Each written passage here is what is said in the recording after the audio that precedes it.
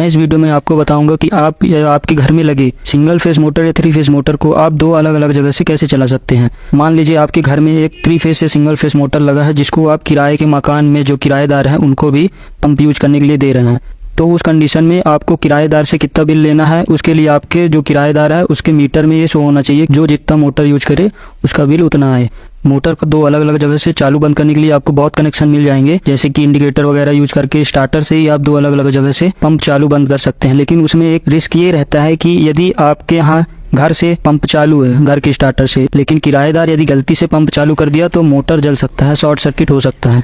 इस वीडियो में मैं आपको कॉन्टेक्टर की यूज करके इंटरलॉकिंग कनेक्शन बताऊंगा, जिससे आपका मोटर एक साथ 2 जगह से चालू नहीं हो सकता। यदि आपके घर से मोटर चालू है तो किराएदार जो किराए के मकान से मोटर चालू नहीं कर सकता जब तक कि आपके घर से मोटर बंद ना हो। और यदि किराएदार मोटर चालू कर रखा है तो घर के कोई आदमी मोटर को चालू नहीं कर सकता जब तक कि किराएदार मोटर को बंद ना करे। तो चलिए इस वीडियो में मैं आपको इसका कनेक्शन बताता हूँ।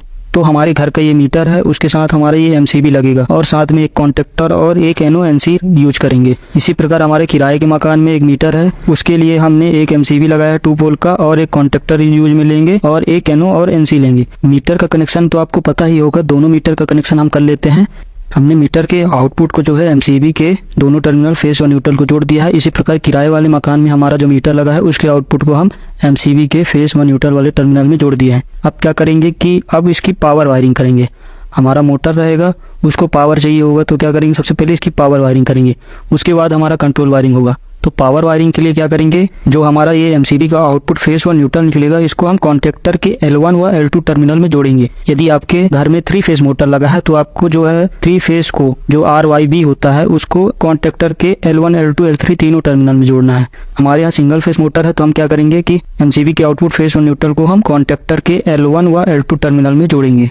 हमने घर वाले कॉन्टेक्टर के L1 व L2 टर्मिनल में जो हम एमसीबी का आउटपुट फेस व न्यूट्रल था उसको जोड़ दिया है। इसी प्रकार क्या करेंगे कि जो हमारा किराए वाला मकान है उसके फेस आउटपुट को हम किराए वाले मकान के कॉन्टेक्टर के L2 में जोड़ेंगे और जो हमारा न्यूट्रल आउटपुट है उसको कॉन्टेक्टर के L1 टर्मिनल में इधर भी जोड़ देंगे। हमने किराए वाले मकान का जो फेस था उसको और न्यूट्रल को भी कॉन्टेक्टर के L1 व L2 टर्मिनल में जोड़ दिया है। हमारे दोनों कॉन्टेक्टर में जो है अलग अलग मीटर से जो फेस और न्यूट्रल आए थे वो जुड़ चुका है। अब क्या करेंगे कि दोनों कॉन्टेक्टर के जो T1 व T2 टर्मिनल है, घर वाले कॉन्टेक्टर के जो T1 T2 टर्मिनल है और जो किराए वाले मकान का T1 व T2 टर्मिनल है, इसको आपस में लूप कर देंगे।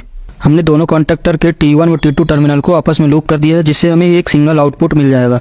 यदि आपके घर में मोटर लगा है तो फिर इसके T1 और T2 टर्मिनल से आप मोटर को आउटपुट दे देंगे, फेस व न्यूट्रल दे देंगे। यदि आपके किराए के मकान के पास मोटर लगा है तो आप किराए के मकान के T1 व T2 से मोटर को फेस व न्यूट्रल प्रोवाइड करा देंगे। तो हमारे घर के पास, मान लीजिए हमारे घर के पास मोटर लगा है तो हम क्या करेंगे, मोटर को T1 व T2 टर्मिनल से फेस व न्यूट्रल प्रोवाइड करा देते हैं। हम यहाँ पास एक बल्ब का यूज करेंगे जिसको हम घर वाले कॉन्टेक्टर के T1 व T2 टर्मिनल में जोड़ देंगे। हमारी पावर वायरिंग कंप्लीट हो चुकी है। हमने जो दोनों कॉन्टेक्टर में फेस व न्यूट्रल इनपुट प्रोवाइड करा दिया है और आउटपुट में एक बल्ब लगा दिया है। अब हम इसकी कंट्रोल वायरिंग करेंगे। तो कंट्रोल वायरिंग में हम सबसे पहले इंटरलॉकिंग करेंगे। तो इंटरलॉकिंग करने के लिए हम क्या करेंगे कि जो हमारा घर का एमसीबी है उससे फेस को लेके जो हमारे एनसी स्विच है उसके इनपुट टर्मिनल में जोड़ेंगे और एनसी स्विच के आउटपुट टर्मिनल को हम इस एनओ स्विच के इनपुट टर्मिनल में जोड़ देंगे।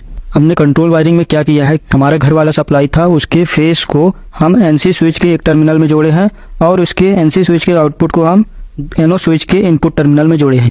इसके बाद क्या करेंगे कि इस एनओ स्विच के आउटपुट को हम ले जाएंगे किराए वाले मकान में और किराए वाले मकान के कॉन्टेक्टर में जो एनसी टर्मिनल है उसमें जोड़ेंगे। हमने घर वाले मकान के जो एनओ स्विच का आउटपुट है इसको किराए वाले मकान में ले जाके कॉन्टेक्टर के एनसी टर्मिनल में जोड़ दिया है।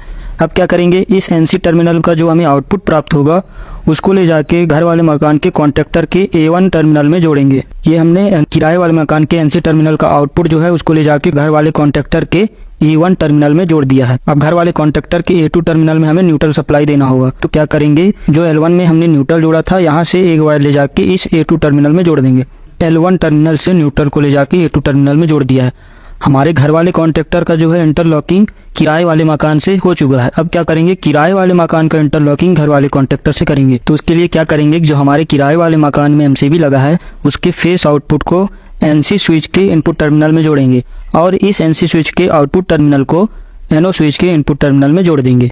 जिस प्रकार हमने घर वाले एनओ स्विच और एनसी स्विच का कनेक्शन किया था, सेम उसी प्रकार हमें किराए वाले मकान में एनओ स्विच और एनसी स्विच का कनेक्शन करना है। हमने किराए वाले मकान के एनओ और एनसी स्विच में जो है फेस टर्मिनल जोड़ लिया है। इसके आउटपुट को ले जाके घर में जो कॉन्टेक्टर लगा है उसके एनसी टर्मिनल में जोड़ देंगे। हमने किराए वाले मकान के जो एनओ स्विच है उसके आउटपुट को घर वाले कॉन्टेक्टर के एनसी टर्मिनल में जोड़ दिया है। अब इस एनसी टर्मिनल आउटपुट को हम किराए वाले मकान के A1 टर्मिनल में जोड़ेंगे।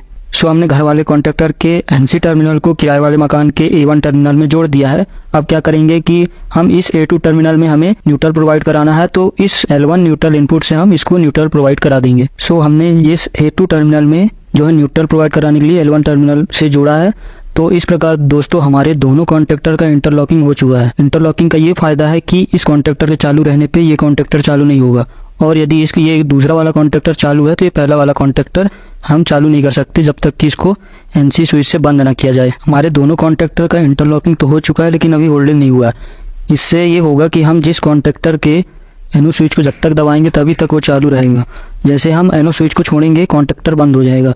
इसी प्रकार हम घर वाले कॉन्टेक्टर में भी यही है कि जब तक हम एनओ स्विच को दबाए रहेंगे तभी तक हमारा कॉन्टेक्टर चालू रहेगा, क्योंकि अभी इसकी होल्डिंग नहीं हुई है। तो अब इसकी होल्डिंग करते हैं। तो होल्डिंग के लिए क्या करेंगे कि जो हमारे घर वाले कॉन्टेक्टर का एनसी स्विच लगा है उसके आउटपुट टर्मिनल या फिर एनओ स्विच के इनपुट टर्मिनल से एक वायर ले जाके हम कॉन्टेक्टर के एनओ टर्मिनल में जोड़ देंगे। तो ये हमने एनसी स्विच के आउटपुट टर्मिनल को कॉन्टेक्टर के घर वाले कॉन्टेक्टर के एनओ टर्मिनल में जोड़ दिया। अब हमें इस एनओ टर्मिनल में फेस प्रोवाइड कराना है। तो क्या करेंगे, इस एनओ टर्मिनल को इस A1 टर्मिनल में लूप कर देंगे। इसी प्रकार हम किराए वाले मकान के कॉन्टेक्टर की होल्डिंग कर लेंगे। तो क्या करेंगे कि इसके जो एनसी टर्मिनल का आउटपुट है उसको हम कॉन्टेक्टर के एनओ टर्मिनल में जोड़ेंगे। हमने इस एनसी स्विच के आउटपुट को जो है कॉन्टेक्टर के एनओ टर्मिनल में जोड़ दिया। अब इस कॉन्टेक्टर के एनओ टर्मिनल को इसके A1 से लूप कर देंगे। हमारे इस एनओ टर्मिनल को कॉन्टेक्टर के A1 टर्मिनल में जोड़ते ही इस दोनों कॉन्टेक्टर की इंटरलॉकिंग व होल्डिंग हो जाती है। तो अब इसको हम टेस्ट करके दिखाते हैं। तो जब हम घर वाले कॉन्टेक्टर से एनओ स्विच से कॉन्टेक्टर को ऑन करते हैं मोटर को, तो हमारा मोटर ऑन हो जाता है। लेकिन जब हम किराए वाले मकान से इस पंप को चालू करने की कोशिश करेंगे तो ये चालू नहीं होगा। तब तक हमारा घर वाले मकान से पंप बंद नहीं होगा, तब तक हम किराए वाले मकान से पंप को चालू नहीं कर सकते। इसी प्रकार अगर हमारे किराए वाले मकान से पंप चालू है तो हम घर वाले मकान से पंप को चालू नहीं कर सकते जब तक कि हमारा ये किराए वाले मकान से पंप बंद नहीं होता। इसका ये फ़ायदा है कि अगर हम दोनों जगह से पंप को एक साथ चालू कर देंगे तो हमारा पंप जल सकता है। तो उस कंडीशन में हम इंटरलॉकिंग करते हैं। दोस्तों अगर आपको वीडियो पसंद आई हो तो ऐसे ही इलेक्ट्रिक वीडियो के लिए हमारे चैनल को सब्सक्राइब कर लें, ताकि मैं आपको अधिक से अधिक ऐसे ही वीडियो प्रोवाइड कराता रहूं।